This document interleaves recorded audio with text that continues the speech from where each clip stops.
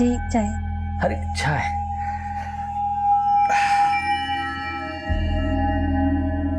अरे एक मिनट सुनो। जी तुम अपने लिए चाय नहीं लाई? जी अरे हाँ, मैं तो भूल ही गया, तुम चाय नहीं पीती। ठीक है, तो मैं भी ऐसे चाय छोड़ देता हूँ। अरे तुम खड़ी क्यों? बैठो तो, बैठो बैठो।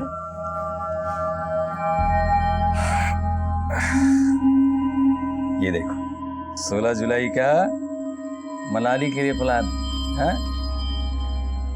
6 दिन 5 रात। वो गैस होना है, अभी आती हूँ। अरे सुनो तो।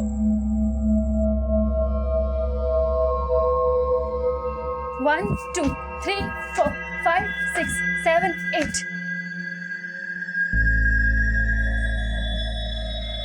वाह, वेरी गुड जानू।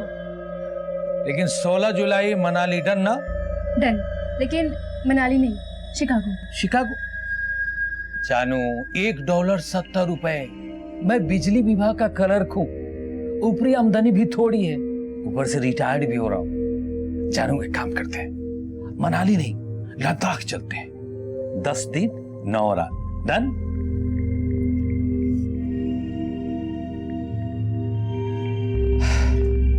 साला शादी ही नहीं करनी चाहिए।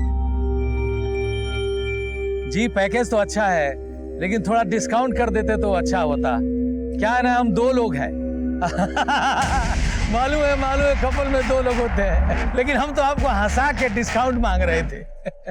जी जी, thank you thank you.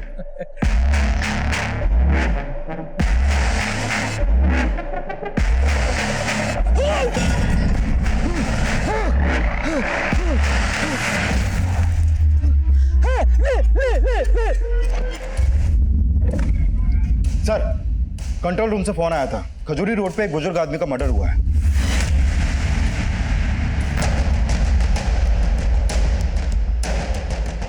Heera ji! Heera ji!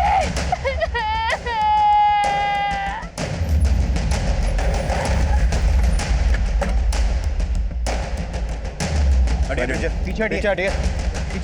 Side में ले जाओ उनको। साइड में लो।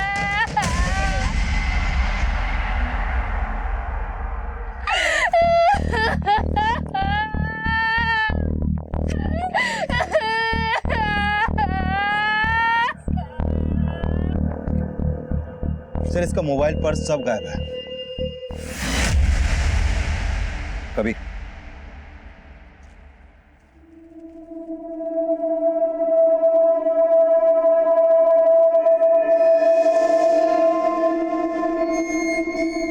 सर, लगता है इसी पत्थर से मारा गया इस आदमी को।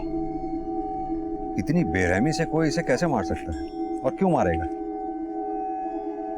सर, इसका नाम हीरा लाल था, हरिनगर में रहता था। हरिनगर? ये लड़की कौन है जो रो रही है? रीना, ये हीरा लाल की बीवी है। बीवी? और ये जो साथ में लोग बैठे हैं? ये सब लोग पड़ोसी हैं सर, इन्होंने ही पुलिस को इन्फॉर्म किया था। एक बात समझ में नहीं आई, हीरा लाल हरिनगर में रहता था, उसकी लाश मिली यहाँ खजूरी रोड पे। इन लोगों को कैसे पता लगा कि हीरा लाल की मौत यहाँ हुई है? सर, रीना का कहना है कि मर्डर करने वाले ने खुद फोन करके उसे इस बारे में बताया। What? जी सर, उससे मुझे हीरा जी के नंबर से कॉल किया था। मैं उनका ऑफिस से आने का वेट कर रही थी, तभी वो कॉल आया था। जानू, बड़ा प्यारा नाम है तुम्हारा। हाँ? हीरा जी? कौन बोल रहे हैं? हीरा नहीं, पन्ना। कौन पन्ना? हीरा जी कहाँ है? यहाँ खजूरी रोड पर। खजूरी रोड पे? यहाँ पर एक ट्रांसफार्मर है, उसके बगल में दीवार पर भोजपुरी फिल्म का पोस्टर लगा हुआ है, लहंगा में तूफान आइल बा। यहीं पर आ जाओ, यहीं मिलेंगे तुम्हें हीरा और पन्ना। हाँ? यहाँ आके देखा तो हीरा जी, सर जरूर उसी पन्ना ने मारा होगा ही। नहीं ये पन्ना है कौन?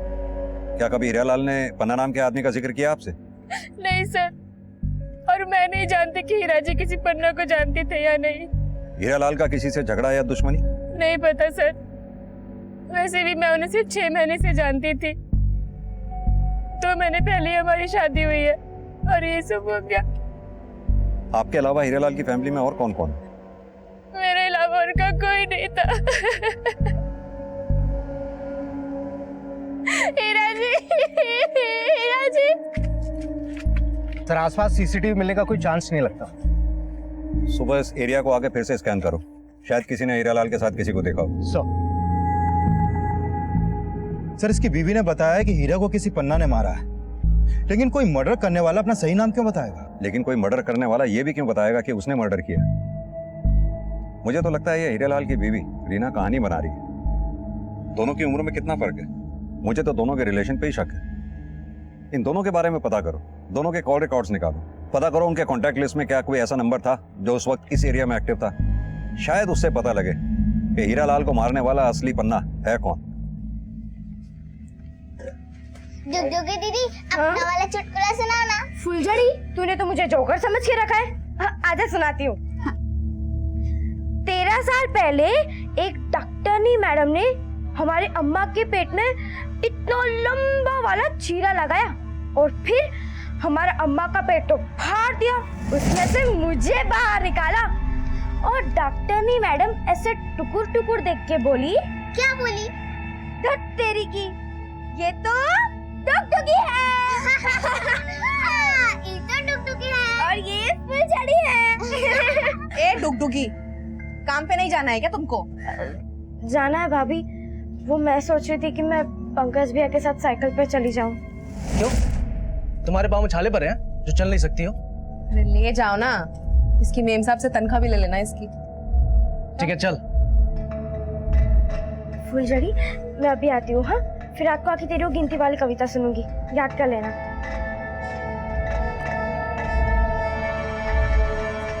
आती हूँ। हाँ, बाय बाय। 1 2 3 4 आज है शनिवार, 5 6 7। फुलझड़ी, जाके अपना ये शनिवार इतवार अंदर करो, जाओ। साला ऐसा बसंती पिया मिला है, माँ बनो नहीं और यहाँ 2 पालो बच्चा समझ के।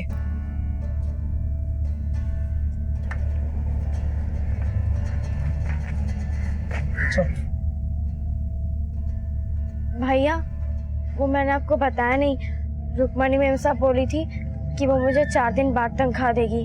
क्यों? तो उसका झाड़ू पोछा देर से करती है क्या कि हमेशा तनख्वाह देरी से देगी? चल जा, अभी बोल देना 4 दिन में पक्का चाहिए। ठीक है भैया। अरे मलेरिया, मच्छर मारने जा रहा है? अबे डेंगू, तूने कितने मारे? मारेगा तो सेठ तुम्हारी, वो भी घड़ी दिखा के। और जाओ लेट लतीफ, तो चला खटिया तोड़ने।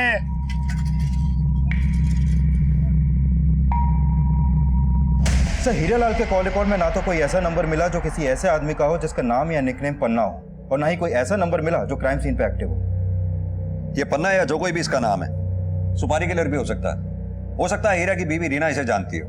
लेकिन से हीरा की बीवी के कॉल रिकॉर्ड में भी कुछ सस्पिशियस नहीं मिला। और हीरा के पड़ोसी बोल रहे हैं कि भले ही उनके रिश्ते बेमेल हो, लेकिन हीरालाल अपनी शादी से बहुत खुश था और वो 16 जुलाई को अपनी बीवी के साथ हनीमून पे लद्दाख भी जाने वाला था। क्योंकि रीना को कॉल करने से पहले उसने एक ट्रैवल एजेंट से ही बात की थी। ये बात मुझे उस एजेंट से ही पता चली। और सर ये भी पता चला है कि 15 जुलाई को वो रिटायर भी होने वाला था।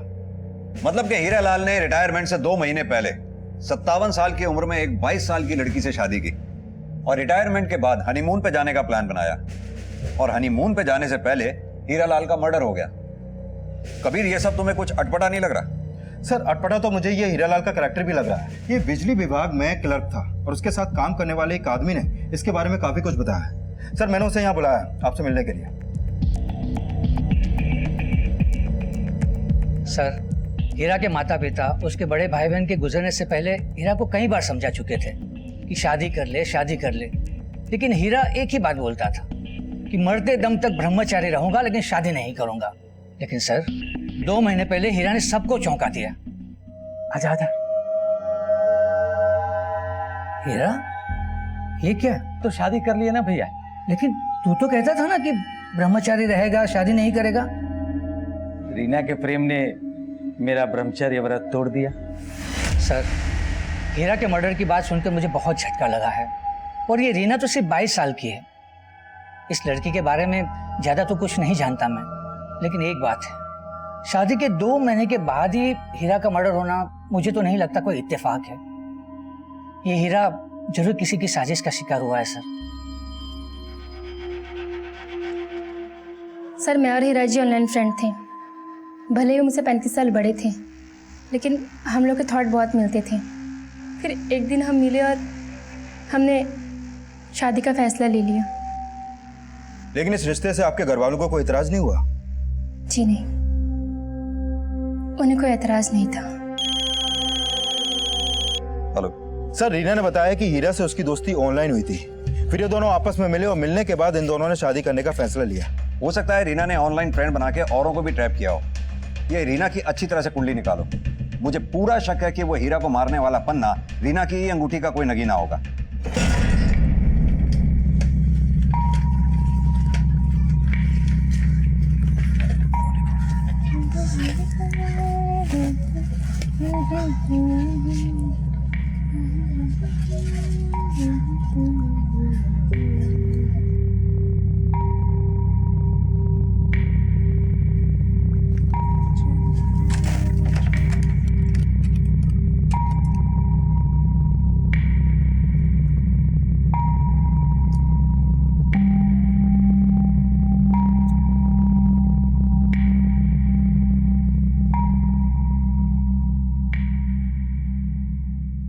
इतने पैसे लाता कहाँ से रे तू? अरे वो अपना सेटिंग है ना तगड़ा वाला। लेकिन कल तेरे पति पंकज को ना शक हो गया। उसने मेरे शर्ट पे तेरे होठ के निशान देख लिए। तू अपना तापमान मत गर्म करना उसके फूकने से। वो फूकता है तब भी मजा आता है। तू भी कमाल की ज्वालामुखी है रे। दो परवानों को एक साथ जला रही है। साला हम दोनों उधर 12-12 घंटे चौकीदारी भी एक करते हैं और इधर तेरी सेवादारी भी है। मैं तेरे पति का किराएदार, लेकिन मेरी मालकिन तू। लेकिन यार एक म्यान में दो तलवार का टंटा खत्म कर। बोल, तेरे को पति चाहिए या प्रेमी? देख, जो पति कर सकता है ना वो प्रेमी नहीं, और जो प्रेमी कर सकता है पति नहीं। तो तू सोच ले कि तुझे पति बनकर फूकना है या प्रेमी बनकर जलना है। वो सब बाद में सोचेंगे, पहले जल लेते हैं। सर, हीरा का सोशल नेटवर्किंग अकाउंट ऐसे ही पोस्ट से भरा पड़ा है। पढ़ के लगता है जैसे बहुत ही संस्कारी होगा, लेकिन रीना ने हीरा को हनी ट्रैप किया होगा, इसका अंदाजा रीना और हीरा के सोशल नेटवर्किंग अकाउंट से भी पता नहीं चल पा रहा। सर, हीरालाल की पोस्टमार्टम रिपोर्ट। मौत सर पे चोट लगने की वजह से हुई। हत्या का समय क्या है? 7 जुलाई रात 8 से 9 बजे के बीच। और इसी बीच हीरा के फोन से रीना को कॉल किया गया। सर, अगर मान भी लें कि रीना हीरा को मरवाना चाहती थी, तो फिर कोई सुपारी किलर पत्थर से मर्डर क्यों करेगा? लेकिन कबीर, अगर यह हत्या लूट के इरादे से भी की गई है तो भी अक्सर देखा जाता है ऐसे क्रिमिनल ज्यादातर चाकू और छुरी का इस्तेमाल करते हैं। हीरा को पत्थर से मारा गया और वो भी इतनी बुरी तरह से जैसे किसी ने दुश्मनी निकाली।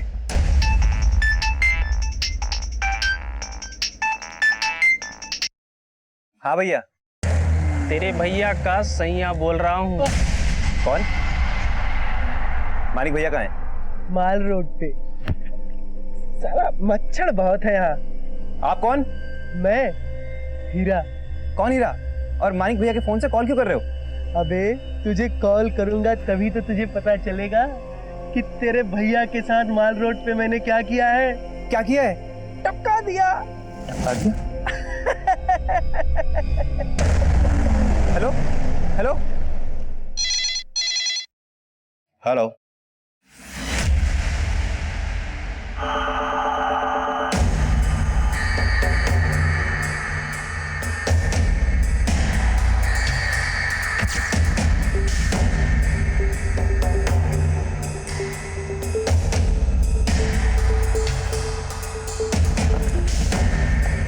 आइए सर।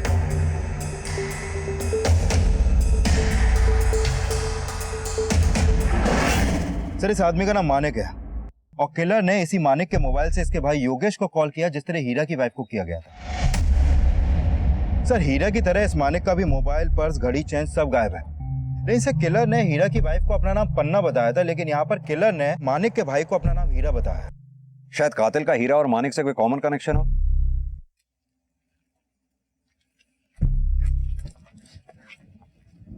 क्या तुम या तुम्हारा भाई मानिक किसी हीरा नाम के आदमी को जानते हो? नहीं सर। ये इसका नाम हीरा लाल है। इसका पिछले हफ्ते मर्डर हुआ था। क्या तुमने अपने भाई मानिक को कभी इसके साथ देखा था? नहीं सर, मैंने कभी नहीं देखा इस आदमी को। कबीर, भले ही मानिक का ये भाई योगेश हीरा लाल को नहीं जानता हो, लेकिन दोनों मर्डर्स की मोडस ऑपरेंडी सेम ही है। दोनों के मर्डर एक ही तरीके से हुए हैं। दोनों विक्टिम्स के साथ लूटपाट हुई है। हो सकता है दोनों का कातिल भी एक ही हो। अगर दोनों मर्डर्स में कोई बात अनकॉमन है तो वो ये कि मानिक की पैंट के जिप और बटन खुले हुए हैं, जबकि हीरा लाल की पैंट के जिप और बटन खुले हुए नहीं थे। क्या चक्कर हो सकता है? आपका मतलब मोलेस्टेशन से है? लेकिन से हीरा लाल की पोस्टमार्टम रिपोर्ट में तो ऐसा कुछ भी सामने नहीं आया। अब देखते हैं कि इस मानिक की पोस्टमार्टम रिपोर्ट में क्या निकलता है। और ये भी देखो कि मानिक और हीरा के बीच में क्या कनेक्शन हो सकता है, क्योंकि दोनों के मर्डर्स एक ही तरीके से हुए हैं। Okay sir. ये वही मानिक है जिसका हीरा लाल की तरीके से मर्डर हुआ है। पता कर, इन दोनों में कोई कनेक्शन है क्या? पता करता हूँ सर।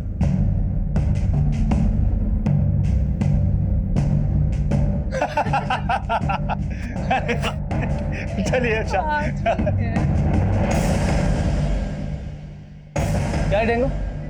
मुझे तो सेठ जी की घड़ी याद दिला रहा था, लेकिन आज अपनी ड्यूटी भूल के यहाँ क्या गुल खिला रहा है? वो भैया जी क्या है ना, वो रात को ड्यूटी पे मच्छर बहुत मारना होता है, इसीलिए थोड़ा ज्यादा खटिया तोड़ लिए।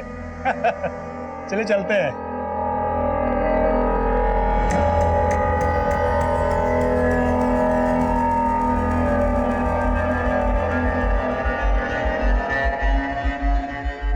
सुनीता, देख मैं तुम्हारे लिए क्या लाया हूँ। क्या? गजरा है। अच्छा है ना? तो तुम खुद ही लगा दो। देखो तो जरा, ये चेन कहाँ से आई? ये ना मेरी माँ ने दी थी तीज में। रुको मैं तुम्हारे लिए चाय बना के लेके आती हूँ। हाँ,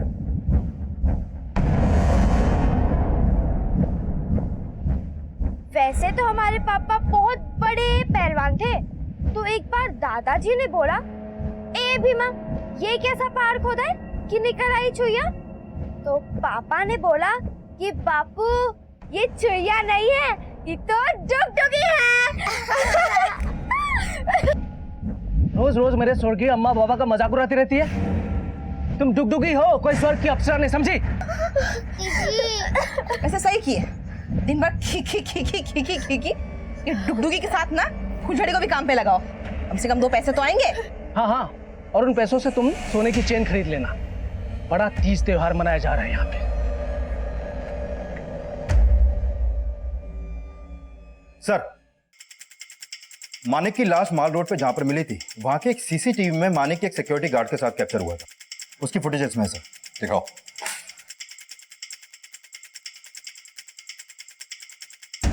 ये देखिए सर, ये सिक्योरिटी गार्ड है मानिक के साथ, लेकिन सर इस गार्ड का चेहरा क्लियर नहीं दिख रहा है।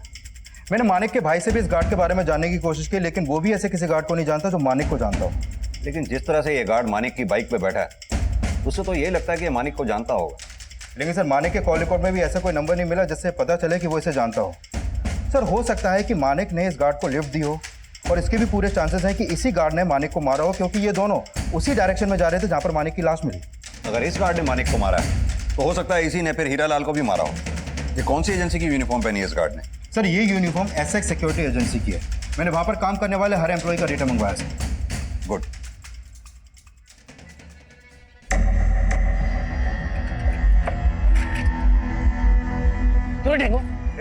तूने मेरी बीवी को सोने की चेन गिफ्ट किया?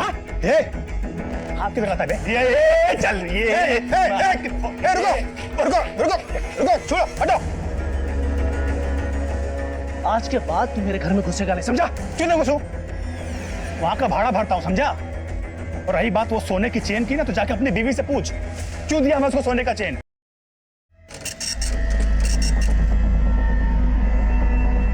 मानिक के साथ देखे गए सिक्योरिटी गार्ड को हीरालाल और मानिक दोनों की हत्याओं का सस्पेक्ट माना जा रहा था, और इस सिक्योरिटी गार्ड का पता लगाने के लिए पुलिस हर संभव कोशिश कर रही थी, लेकिन परिणाम अब भी शून्य था। सर एसएक्स सिक्योरिटी एजेंसी में जितने भी गार्ड हैं, उनमें से किसी का भी फोन क्राइम सीन पर एक्टिव नहीं था। कबीर, ये जरूरी तो नहीं कि क्रिमिनल क्राइम सीन पे अपना फोन साथ में ही लेके जाए। लेकिन सर जो सीसीटीवी फुटेज हमने देखी, उसमें वो गार्ड बाइक पर बैठा था और उसका चेहरा भी क्लियर दिखाई नहीं दे रहा था, और हीरा और मानिक के बैकग्राउंड में भी उनका किसी भी कार्ड से कोई कनेक्शन नहीं है।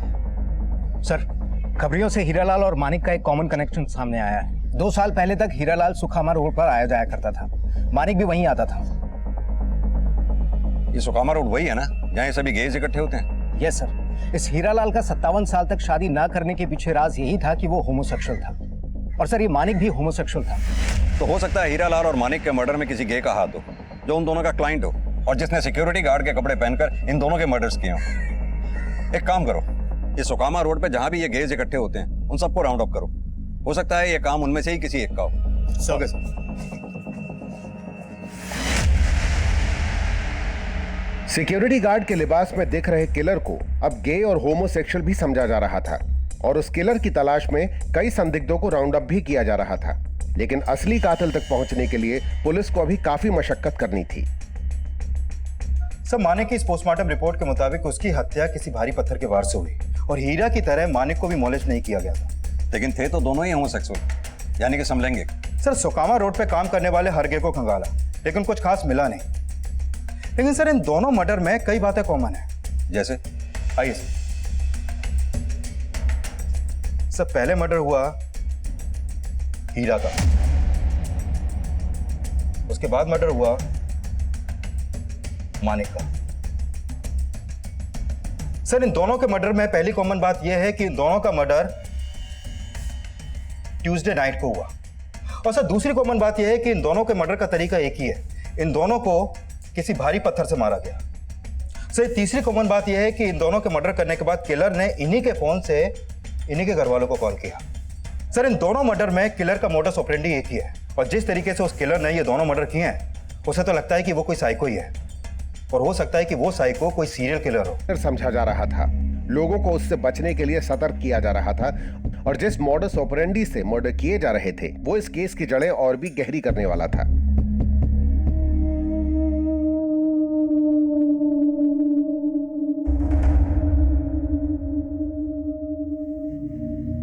सर, फिलहाल कोई ऐसा अपडेट नहीं मिला कि पन्ना या किसी और आदमी का मर्डर भी सेम मोडस ऑपरेंडी से हुआ। लेकिन सर, मैं कुछ पुराने केसेस स्टडी कर रहा था।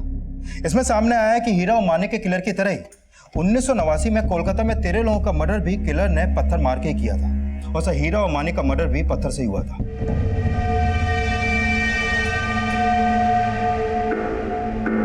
और सर, सेम मोडस ऑपरेंडी से 26 मर्डर 1985 से 1989 के बीच मुंबई में हुए।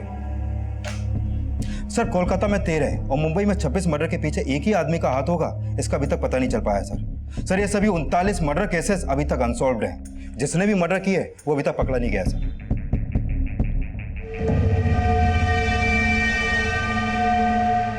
और सर, 1985 से 1989 के उन मर्डर केसेस के बाद प्रेस वालों ने उस सीरियल किलर का नामकरण भी कर दिया था, स्टोन मैन।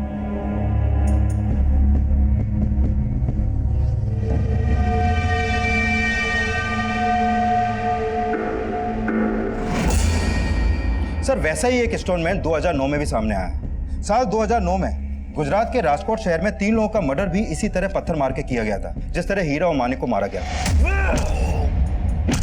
लेकिन सर, राजकोट के इस स्टोनमैन को गुजरात पुलिस ने अरेस्ट कर लिया था। यह स्टोनमैन अब भी गुजरात जेल में है। लेकिन जिस स्टोनमैन को हम ढूंढ रहे हैं वो अभी तक फरार है। वो उन सीरियल किलर से ज्यादा अतरंगी है।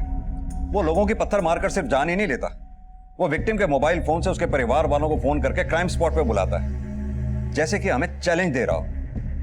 कबीर, इससे पहले कि वो किसी और को शिकार बनाए, हमें उसे ढूंढ निकालना होगा।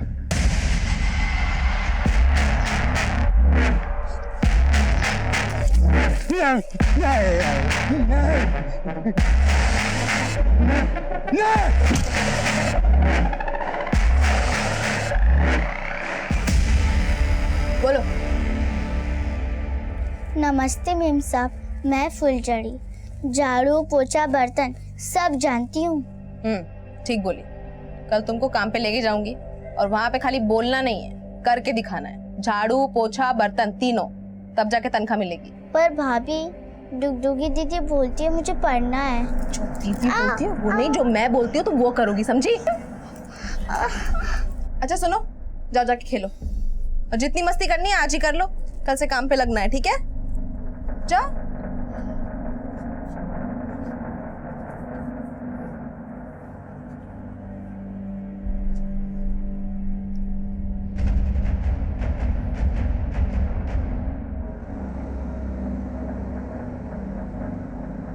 अरे देवर जी, चाय पियेंगे आप? अरे नहीं भाभी जी, हम तो बस अब कुछ दिनों के मेहमान हैं आपके यहाँ पर। क्यों? मतलब अगले महीने हम आपका घर खाली कर रहे हैं। ऐसा क्या हो गया? अब आपको क्या हम बताएं? छी छी छी छी। अरे पंकज भैया ने मेरे और आपके बारे में इतना गलत सोचा कि मुझे बताते हुए भी शर्म आ रही है आपको भाभी जी।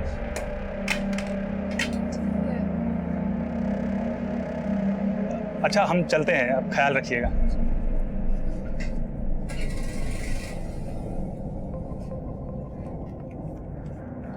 अब तुम मुझे और बेवकूफ नहीं बना सकती हो। मैं पुनीत को निकाल के ही रहूंगा। अरे क्यों अपने शक के चक्कर में 2000 का नुकसान करवा रहे हो? हाँ, तुम्हारे लिए मैं पाई पाई जोड़ रही हूँ। तुम्हारी छोटी बहन को नौकरी भी लगवा दिया है और तुम हो कि भाभी, फुलझड़ी काम नहीं करेगी, उसे हमें पढ़ाना है। तुम चुप रहो। पैसा मुझे प्यारा है लेकिन पुनीत यहाँ नहीं रहेगा। भैया मैं भी कह दे रही हूँ, फुलझड़ी काम नहीं करेगी। लेकिन मैं चुप नहीं रहूंगी, समझे? तुम मुझ पे शक कर रहे हो। भाभी फुलझड़ी काम नहीं करेगी। इस घर में जो मैं बोलूंगी वो होगा, जो तुम बोलोगे तुम्हारा भाई बोलेगा वो सब नहीं चलेगा, समझी? सब तुम्हारे चक्कर, सब तुम्हें पालने के चक्कर में बेबी से हाथ धो बैठा।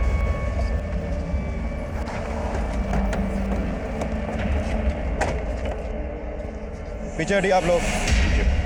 पीछे हटिए, पीछे हटिए।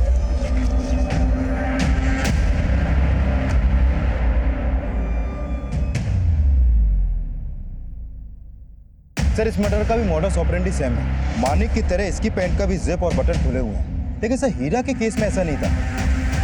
सर हो सकता है कि ये आदमी होमोसेक्सुअल हो, तभी इसको मारा गया। इसलिए इस बार इस मर्डर का पता इसके घर वालों से हमें नहीं चला।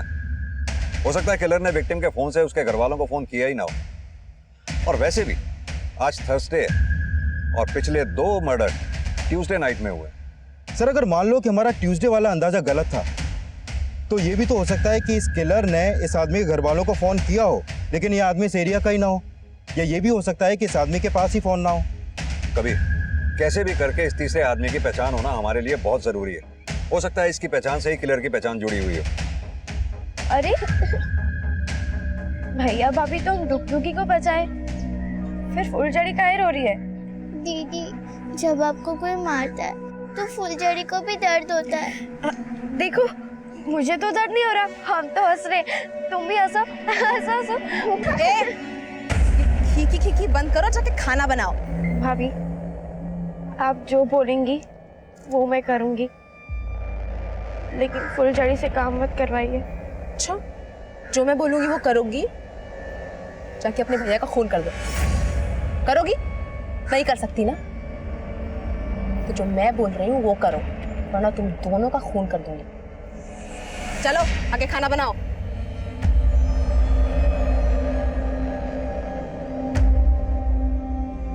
सर हमने सभी थानों में उस तीसरे विक्टिम की फोटो सर्कुलेट करवा दी है, लेकिन अभी तक उसकी कोई पहचान पता नहीं चल पाई है।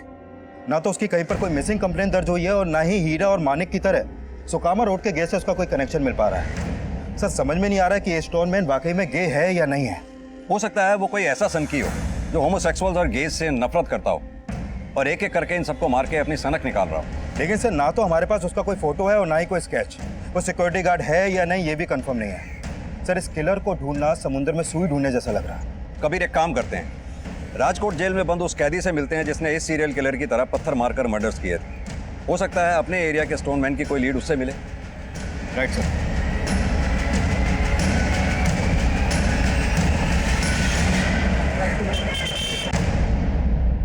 साहब मैं स्टोनमैन नहीं, छुरीबाज था। चाकू की नोक पे लोगों को लूटना, फिर टपका देना। फिर मुझे पता चला रमन राघव का, सुना 54 लोगों का मर्डर किया। साहब मुझे रमन राघव से बड़ा क्रिमिनल बनना था, इसलिए उसके 54 मर्डर का रिकॉर्ड तोड़ने के लिए 3 लोगों को पत्थर मार के टपका डाला मैं। तेरे जैसा एक सनकी बाहर भी घूम रहा है जो लोगों को पत्थर से मारता है। तेरा कोई भाई भाई भी है क्या? मेरा कोई भाई भाई नहीं है। हाँ, एक दोस्त था बबलू। जब मैंने 2 लोगों को पत्थर मार के टपकाया तब वो मुझे बोला कि तेरे से पहला मैं रमन राघव का रिकॉर्ड तोड़ेगा। अभी भी वो बाहर है साहब। एक बात बता, ये बबलू गे है क्या? अरे नहीं नहीं साहब, बबलू गे हुए नहीं है। गे तो अपना पुरोहित है। कौन पुरोहित? अपनी गैंग में था साहब। हो सकता है बाहर ये बबलू और पुरोहित का कंपटीशन चल रहा है कि सबसे ज्यादा मर्डर कौन करेगा। उस स्टोनमैन को ढूंढने के लिए पुलिस बबलू और पुरोहित समेत कई खूंखार अपराधियों के क्राइम रिकॉर्ड स्टडी कर रही थी और इस कोशिश में कई ऐसे क्रिमिनल्स पकड़े भी गए जो काफी लंबे समय से फरार थे। लेकिन जिस स्टोनमैन को पुलिस ढूंढ रही थी वो अभी तक गायब था और उस तीसरे विक्टिम की पहचान भी अभी तक पता नहीं चल पाई थी।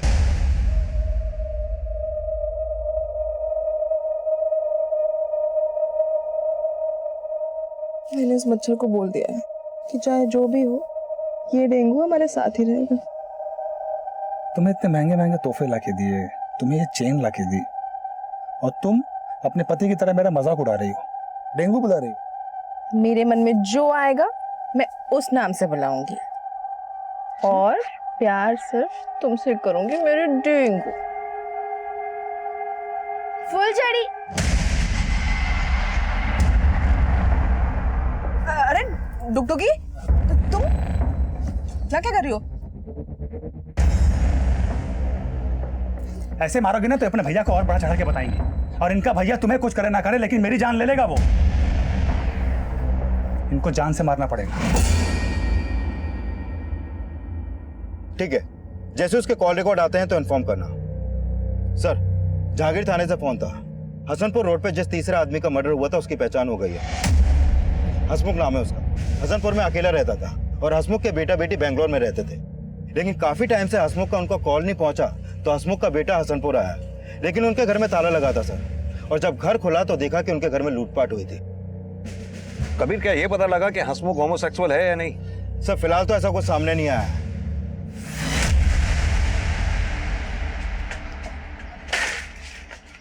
ये क्या सुन रहा हूं मैं? क्या हुआ? जो सुन रहे हो सही सुन रहे हो। तुम्हारी दोनों बहनें भाग गई हैं। मैं बोलता था उसे इतना मत मारो, लेकिन तुम हमेशा उसे मारती थी। तो तुम भी तो मारते थे ना उसको। लेकिन मेरा तुम पे बस नहीं चलता है ना। अब देख क्या रही हो? चलो ढूंढो उसको, नहीं तो उसके साथ हमारी कमाई भी जाएगी।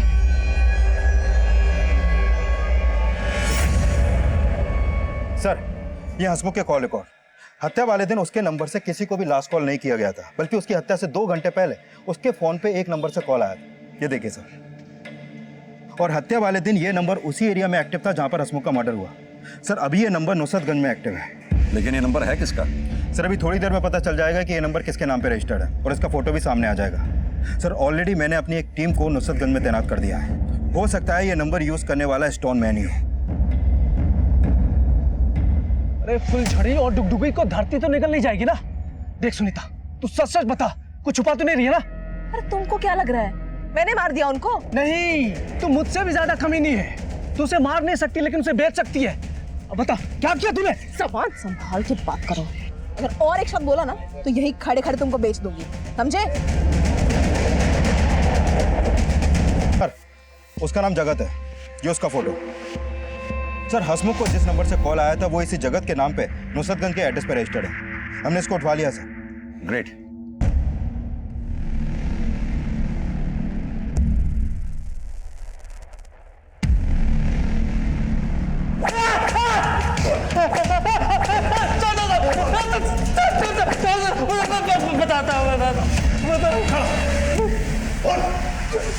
हसमुख सेठ मुझे नौकर कम और गुलाम ज्यादा समझते थे। उन्होंने मुझे बहुत सताया साहब।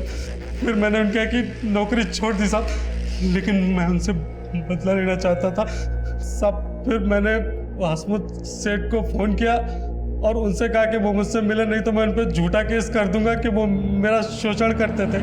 फिर सब मैंने उनको फ़ोन किया और वो मुझसे मिलने आए और मैंने उनको मार दिया साहब। मैंने अखबार में पढ़ा था कि स्टोनमैन जिसको मारता है तो उसके पैंट के बटन और जिप खोल देता है, तो मैंने वैसा ही किया। लेकिन साहब मैं स्टोनमैन नहीं हूँ साहब, मैं स्टोनमैन नहीं हूँ साहब।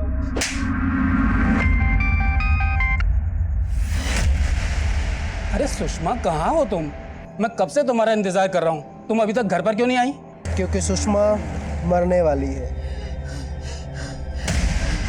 क्या बक रहे हो? कौन हो तुम? स्टोनमैन। स्टोनमैन? पुलिस वालों ने यही नाम तो दिया है मेरा। जल्दी से बसंतपुर रोड आ जा, तेरी बीवी को टपका दिया है मैंने। हेलो हेलो,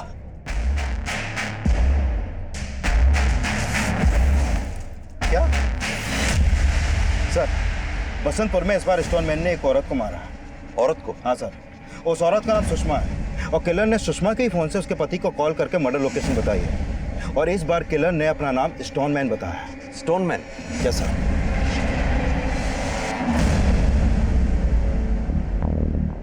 पहले की तरह इस बार भी पुलिस को क्राइम सीन से उस स्टोनमैन तक पहुंचने का कोई क्लू नहीं मिला और पुलिस सुषमा से जुड़े हर एंगल को इन्वेस्टिगेट कर रही थी। और इस बीच एक संदिग्ध उनकी नजर में आया। सर, सुषमा का मर्डर वसंतपुर में जहां पर हुआ था उस एरिया की एक सीसीटीवी में सुषमा कैप्चर हुई थी। उसके फुटेज इसमें है सर। दिखाओ।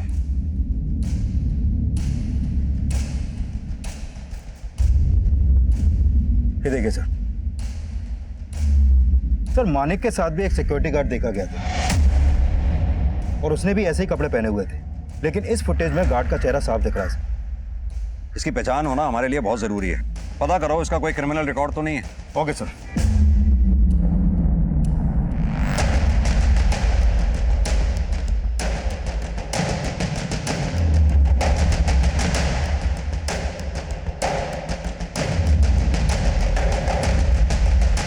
सर, अगर ये स्टोन मैन इसी एरिया का होता तब तक तो इसकी पहचान पता चल गई होती। तो हो सकता है कबीर ये कहीं बाहर का रहने वाला हो, यहाँ क्राइम करता हो और वापस चला जाता हो। जिस जिस दिन भी मर्डर हुए हैं उस दिन के सभी रेलवे स्टेशन और बस अड्डे की सीसीटीवी फुटेज चेक करो। Okay sir.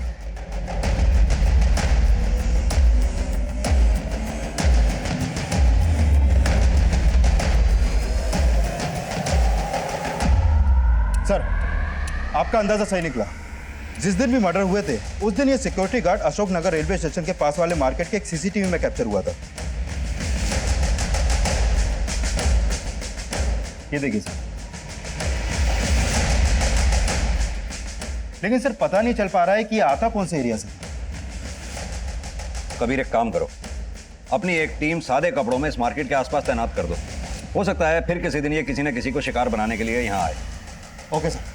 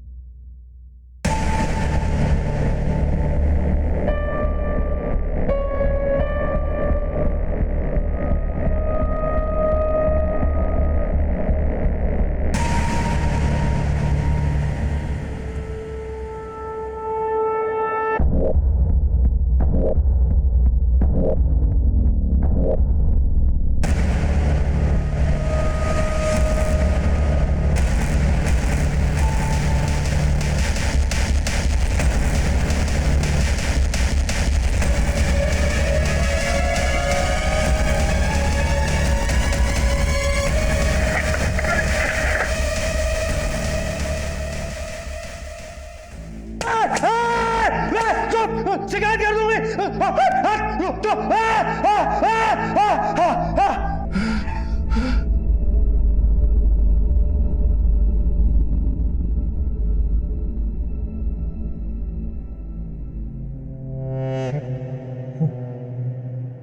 क्या साहब, आप लोग भी बजाने आए हो? बकवास बंद कर, सीधे तरीके से बोल। क्या सीधा सीधा बोलूं साहब? सारी दुनिया ने बजाया है मुझे, आप भी बजा लो। डुगडुगी जठेरी। तेरी की, ये तो डुगडुगी है। डुगडुगी, सही नाम बोल अपना। सही तो बोल रही हूँ साहब। साहब, मेरा भाई गधा था, एकदम गधा, खुद को शेर समझता था। और मेरी भाभी लोमड़ी थी, लोमड़ी। उसका एक कुत्ता जैसा यार था। मेरी भाभी और वो कुत्ता मिलके मुझे बहुत बजाते थे साहब, बहुत बजाते थे। रुक जा, रुक जा। क्या है? अरे ऐसे मारने से कुछ नहीं होने वाला है। ऐसे मारोगे ना तो अपने भैया को और बड़ा चढ़ा के बताएंगे। इनको जान से मारना पड़ेगा।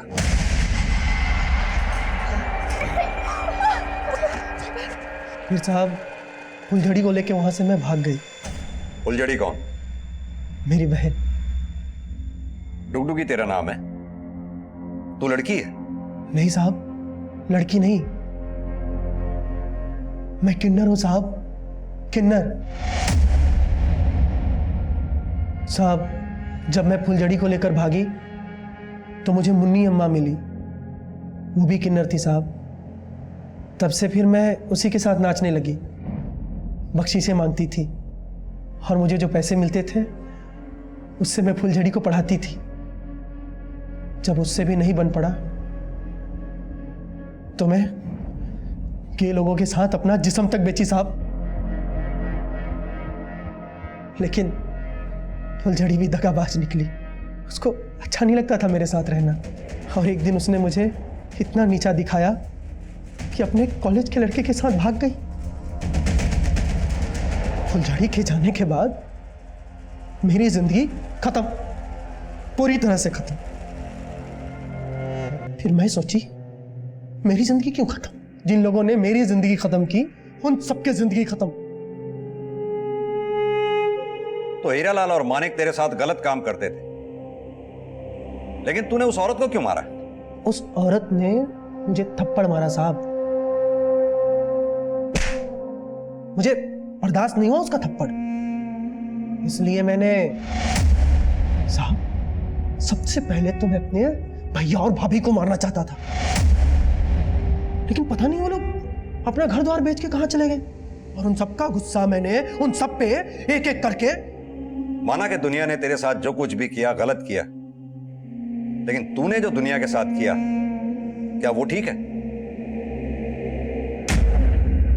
हालांकि ऐसा माना जा रहा था कि डुगडुगी की मानसिक हालत बिगड़ चुकी थी, लेकिन उसकी मेडिकल रिपोर्ट ने इस संभावना को नकार दिया।